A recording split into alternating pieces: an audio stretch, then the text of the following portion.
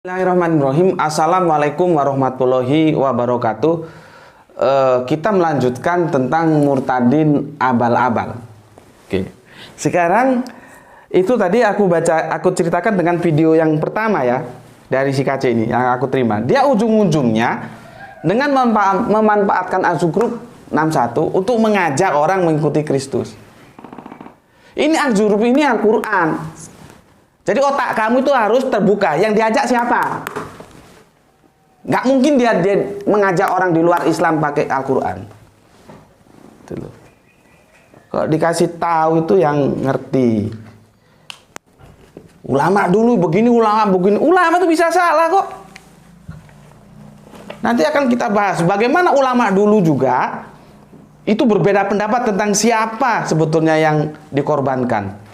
Ishak atau Ismail. Ada ulama-ulama dulu yang mengatakan Ishak yang dikorbankan. Ada.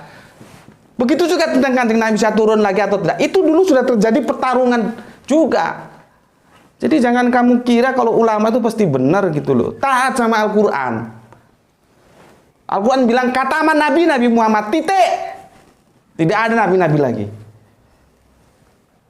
Kamu kalau dikasih tahu bandelnya minta ampun. Sekarang terbukti kan bahwa Azugroup 61 ini digunakan untuk misionaris untuk memurtadkan orang-orang Islam saudaramu sendiri. Sekarang terserah kamu lah. Oke. Sekarang video yang kedua. Video yang kedua, aku itu ndak nganu. Karena sejak video pertama dikirim, aku sudah bilang, oh ini bajingan ini. Kenapa bajingan? Dia tidak jujur. Pokoknya berpenampilan aku orang Kristen dan aku akan mendakwakan Kristen. Kan begitu seharusnya. Kenapa harus menggunakan aksesoris Islam? Aksesoris keagamaan ini tidak bisa luntur dari kehidupan kita berbangsa dan bernegara. Dia mau memanfaatkan aksesoris ini. Aksesoris keberagamaan ini. Ya. Kan pakai begini, ngapain pakai begini? Ngapain pakai begini? Kalau tujuannya bukan menipu. Yang aku agak terkejut, dia itu mempertentangkan, ya. Gimana ini? Mempertentangkan antara begini. Ini ada Pancasila. Ya. Terus ada rukun Islam. Rukun Islam apa? Rukun ingatku. Rukun Islam, ya. Terus ini 5. Terus ini 5. Jadi ada upaya cocokologi gitu loh. Yang sama sekali orang tertawa. Ini ndak ilmiah, ini orang goblok ini, gitu loh.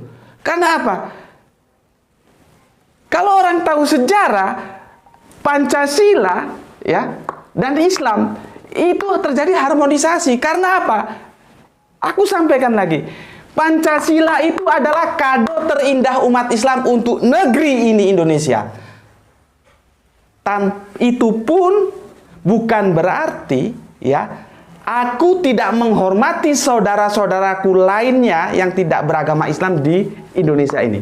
Mereka adalah saudara kita dan harus kita hormati. Tetapi sebuah fakta yang juga harus diakui bersama bahwa Pancasila ini adalah kado terindah umat Islam untuk negeri ini. Terus dia mau cocokologi dengan rukun Islam. Dan seolah-olah mau dipertentangkan. Ini kan orang kan, kalau orang yang tahu sejarah, ini orang geblek apa gimana gitu loh. Kalau kita kembali ke Piagam Jakarta, sila pertama itu dulu adalah ketuhanan yang Maha Esa, kewajiban menjalankan syariat Islam. Itu pun masih ada constraint yang membatasi bagi umat Islam, bukan bagi umat-umat yang lain.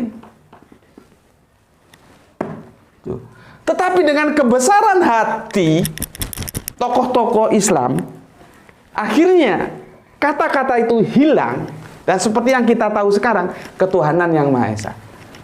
Itu karena apa? Kebesaran hati umat-umat Islam, okelah, supaya kita tetap bersatu. Okelah. Disinilah Bapak Kasman Singodimedjo itu, Pak Kasman Singodimedjo itu kalau tidak salah dari kelompok perjuangan Muhammadiyah, yang pada waktu itu juga ikut dalam penyusunan Pancasila ini. Terus bagaimana hilangnya kata itu sampai sekarang juga misteri. Tidak ada satu sejarah pun yang menjelaskan secara jelas atas usulan siapa itu hilang dan kenapa dihilangkan. Tidak ada. Tidak ada sejarah yang bisa menjelaskan apakah itu ditutupi atau bagaimana. Wallahu a'lam. Tapi sudahlah, kita berpikir positif saja. Itu merupakan kebesaran hati saudara-saudara Islam untuk tetap menghargai saudara-saudaranya yang lain di luar Islam. Kurang hebat gimana?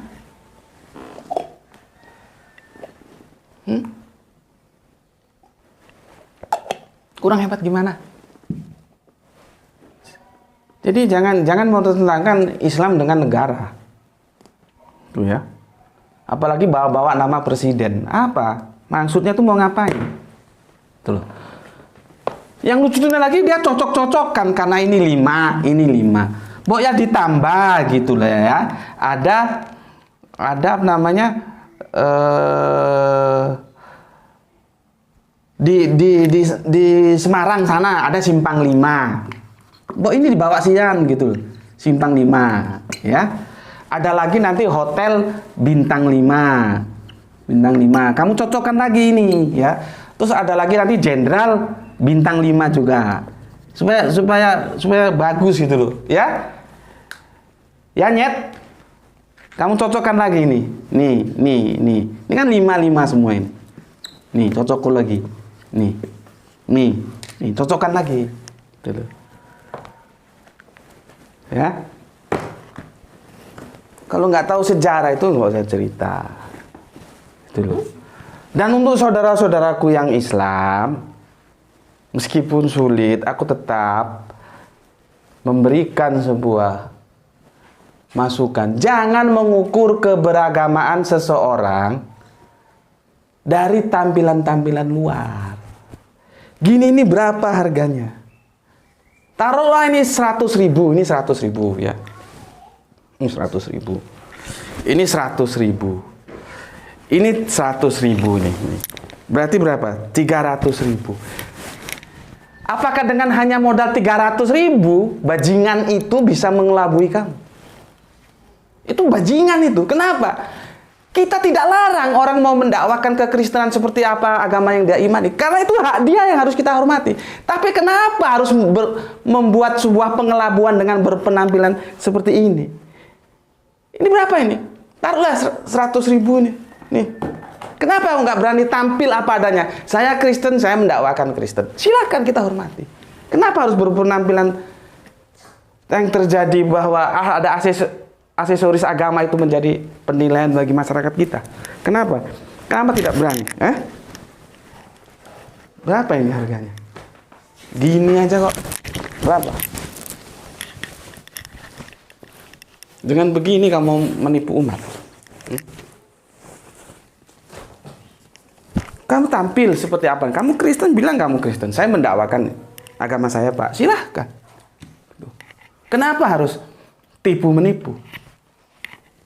Coba. Ini yang aku bilang tadi, bahwa mari kita mengelola dakwah di lapangan itu menjadi indah supaya tidak ada ketersinggungan di antara kita. Bismillahirrahmanirrahim. Mari, gitu loh. Bukan dengan cara tipu menipu. Sekarang coba tanya, kenapa harus berpenampilan Islam? Kenapa tidak berani berpenampilan apa adanya? Dan salahnya juga orang Islam, saudara-saudaraku sendiri, jangan gampang terkecoh dengan penampilan. Aku kasih tahu nih. Kalau Islam itu dinilai dari pakaian, maka aku tidak hadir di sana. Jelas tidak? Tetapi kalau Islam itu dinilai bagaimana dia mencintai Gusti Allah Agung, Kanjeng Nabi Muhammad, Al-Quran, dan Islam, maka aku memaksakan diri untuk hadir di sana. Itu loh. Kopia piro regane? Iki apa iki jenenge iki? Sorban piro regane? Baju koko piro regane? Sarung piro regane? Bukan di situ cara menilai. Tapi nilailah dia dengan apa yang dia ucapkan dan apa yang dia lakukan. Itu namanya konsep iman. Masalahnya kalian sendiri iman itu tidak ngerti. Iman itu apa? Percaya. Kok iman kok percaya? Kalau iman cukup dimaknai dengan percaya, Abu Jahal itu ya beriman karena dia percaya Nabi Muhammad itu nabi. Gitu loh. Makanya kapan-kapan kita perlu ngaji tentang apa itu iman. Gitu loh. Cuman kan terjemahan sekarang iman adalah percaya. Cukup di situ saja. Bukan di situ. Makanya kalau lihat orang jangan lihat tampilan aksesorisnya, lihat yang diomongkan apa, kelakuannya apa. Walaupun dia pakai kopi pakai apa mau jenenge? Sorban, pakai baju kok, pakai sarung. Jangan terus kau bilang dia Islam. Jangan mau dibodohi gitu. Ya. Makanya kenapa harus menipu? Aku kalau ketemu orangnya aku mau tanya, kenapa harus menipu? Aku jelaskan di sini dalam perspektif Al-Quran. Perspektif Bible, ya, Perjanjian Baru. Aku hapus ini. Aku tiap hari di videoku berbicara Bible, berbicara Al-Quran. Penampilanku ya gini. Nggak pernah aku berbicara Bible terus berlagak seperti pendeta, pakai pakaian seperti pastor. Nggak. Aku nggak baik menipu. Ya. Aku jelaskan dulu menurut Islam. Ya. Dari Abu Hurairah. Ia berkata bahwa Rasulullah alaihi wasallam bersabda, sesungguhnya Allah tidak melihat pada bentuk rupa dan harta kalian, tetapi Allah hanya melihat pada hati dan amalan kalian. Hati itu nanti dibuktikan dengan amalan. Lihat amalannya. Ojo rupane ae, ojo aksesoris ae. Ini Allah melihat begitu, dan begitu cara kamu melihat kehidupan ini supaya kamu tidak terkecoh dengan tampilan-tampilan yang seolah-olah Islam padahal kafir, gitu ya. Ini diriwayatkan oleh hadis riwayat Muslim nomornya 2564. Terlalu panjang kalau aku tuliskan. Ini untuk saudara-saudaraku yang Islam. Jangan melihat orang dari tampilannya, tapi lihat dari hati yang dinyatakan dengan amalannya seperti apa. Nih wong nggih pakaian koko terus ngomong ayo melok Yesus ngono kan kon ya kudu mikir ta. Ki wong bener ta wong sampel gitu loh. Oke. Ya, sekarang untuk teman-temanku yang Kristen, aku jelaskan. Matius 10:16. Ya. Matius 10:16. 16. Apa katanya? Ayat ini banyak disalahpahami. Dikirain ayat ini Yesus menyuruh kamu melakukan misi seenak udelmu gitu. Yesus itu tidak pernah mengajarkan keburukan gitu loh. Kamu pahami bagaimana ayat ini sebetulnya yang dimaksudkan oleh Yesus. Aku baca. Lihat, aku mengutus kamu seperti domba ke tengah-tengah serigala. Sebab itu hendaklah kamu cerdik seperti ular dan tulus seperti merpati. Kamu tahu nggak konteks ayat ini? Konteks ayat ini bukan terus dijadikan modal untuk kalian melakukan misionaris itu seenake udelmu dewe dengan melakukan penipuan-penipuan aksesoris gitu. Ya. Ayat ini menyatakan bagaimana menjadi pengikut Yesus pada saat itu bukan sesuatu yang mudah. Dia dihimpit oleh dua kekuatan, yaitu Yahudi dan Romawi. Maka kalian, Yesus bilang, harus cerdik seperti ular Ya, harus cerdik seperti ular dan tulus seperti merpati. Itu maksudnya. Gitu loh. Ngerti kalian? Ini supaya misionaris ini dengar ini semua. Sekarang kita mengutip Paulus. Ya. Paulus, apa yang dilakukan Paulus? Kisah para rasul. Ya. Kisah para KPR, rasul, ya, antara 9 dan 7 ini berlawanan dengan Kisah para Rasul 22 dan 9. Ini pengakuan Paulus ketika dia mau berangkat ke Damsyik setelah minta izin dengan otoritas Romawi sebagai penguasa. Apa katanya? Dia mau menghabisi pengikut-pengikut Yesus. Di tengah jalan ngakunya ketemu Tuhan Yesus. Ngakunya, saksinya siapa? Jadi kalian jangan sedikit-sedikit tanya saksi. Aku tanya juga, saksinya siapa? Kalau Paulus ketemu Yesus, bisa kan dia ngaku-ngaku sendiri? Sekarang kita lihat pengakuannya. Pertama, Kisah para Rasul 97. Maka terbangun-bangunlah teman-temannya seperjalanan karena mereka memang mendengar suara itu tetapi tidak melihat seorang pun. Dia nggak melihat, cuman mendengar. Ya, tetapi di Kisah para Rasul 229 dikatakan, dan mereka menyertai aku, memang melihat cahaya itu, tetapi suara dia yang berkata kepadaku tidak mereka dengar. Dua pernyataan yang bertentangan diametral. Yang satu katanya mendengar suara Yesus tapi tidak melihat. Yang satu katanya melihat Yesus tapi tidak mendengar suaranya. Mana yang benar? Kan sudah sebuah kebohongan ini. Dan begitu kalian percaya saja, ya nggak apa-apa, urusan kalian mau percaya.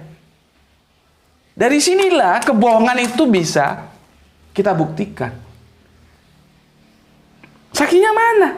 Orang yang satu mendengar, yang satu tidak melihat, yang satunya melihat, satu tidak mendengar. Laporannya sudah nggak beres. Bismillahirrahmanirrahim. Oke. Dari situ kita berjalan ke Roma ya 37.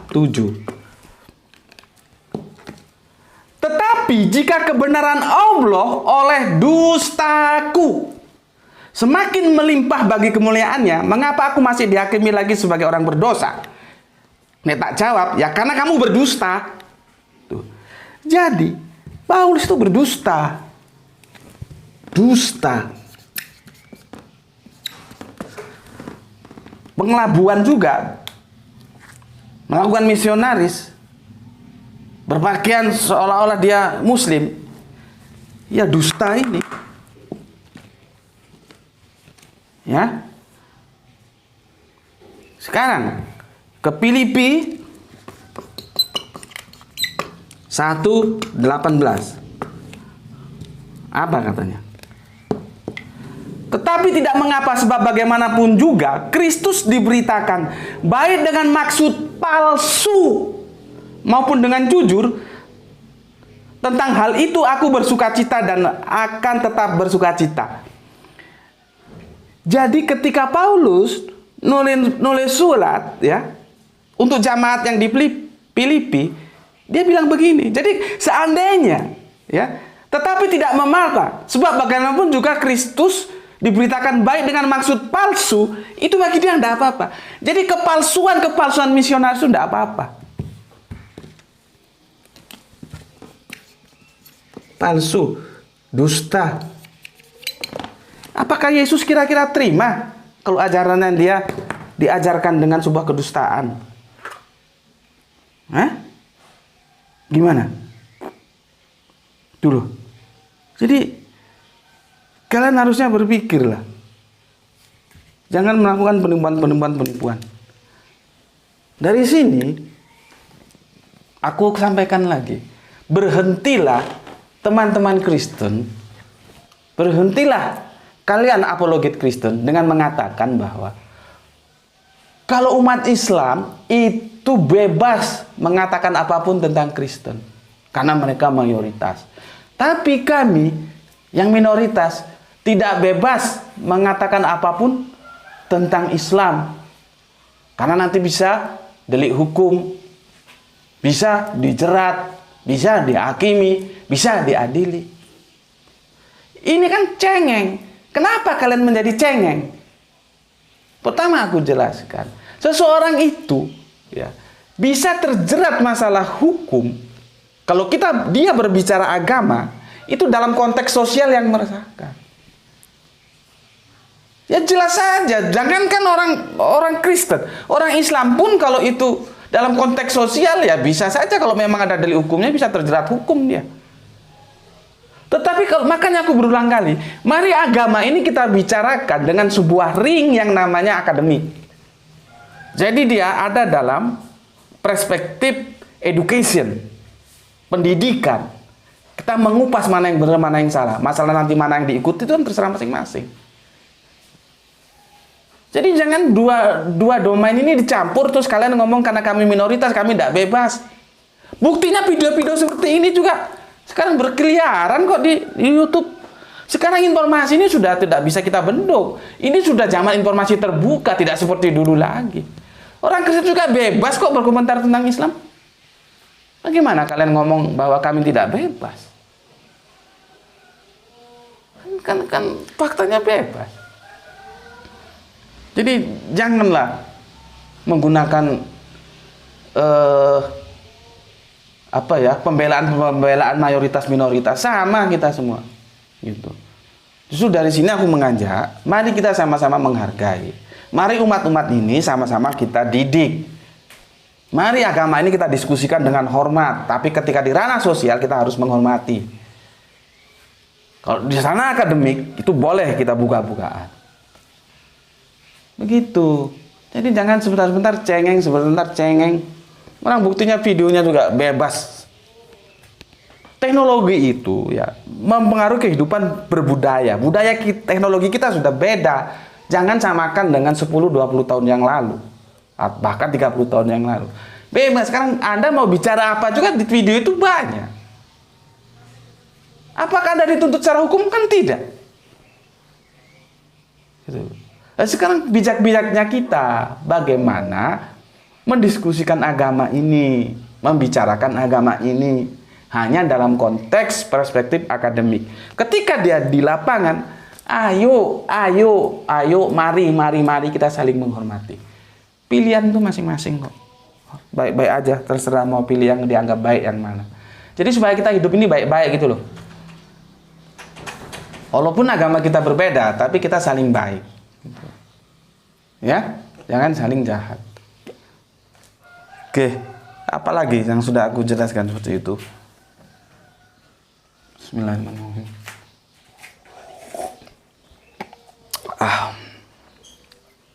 Tetes terakhir. Ngopi. Jadi itu ya. Balik lagi aku ingatkan untuk teman-teman saudaraku yang Islam, belajar ya, supaya kalian tahu mana ajaran Islam, mana ajaran Kristen, mana ajaran Islam yang cara pandangnya sudah terkontaminasi pemikiran-pemikiran Kristen. Yang pertama. Yang kedua, hati-hati terhadap hati-hati terhadap stereotip Islam dan Arab. Ya. Jangan terpesona dengan Islam dan Arab. Ya. Jadi kalau seolah-olah ada orang ngaku dia keturunan Nabi dan itu dari Arab terus dia murtad, jangan menggoyahkan imanmu. Tetaplah di dalam Islam. Ya. Berikutnya, jangan tergoyah tentang aksesoris dengan pakaian-pakaian. Jangan. Ini bisa dibeli nih. Nih ya. Ini ya sudahlah kita kasih harga 100.000. Ini bisa dibeli. Ya. Ini 100.000 ya. 200.000. Ini 100.000 ya. 300.000, ini nggak nampak ini sarung ini 100.000 berarti 1, 2, 3, 4 ya modal 400.000 lah, tapi nggak sampai, tapi oke lah aku kasih harga 100-an ya, 400.000 Jangan sampai hanya karena orang bermodal 400.000, dia dapat menggoyahkan imanmu di dalam Islam. Jangan. Kamu boleh kehilangan apapun, tetapi kamu jangan sampai kehilangan Islam. Karena kalau kamu kehilangan Islam, maka kamu akan kehilangan segalanya. Camkan, ya, buka otakmu, simpan dalam hatimu. Ya, ingat kata-kataku. Kamu boleh kehilangan apapun, tapi jangan sampai kamu kehilangan Islam. Karena kalau kamu kehilangan Islam, maka kamu kehilangan segalanya. Ingat ya. Tuh Gus Peti bilang begitu. Tadi ingat-ingatkan. Oke. Assalamualaikum warahmatullahi wabarakatuh.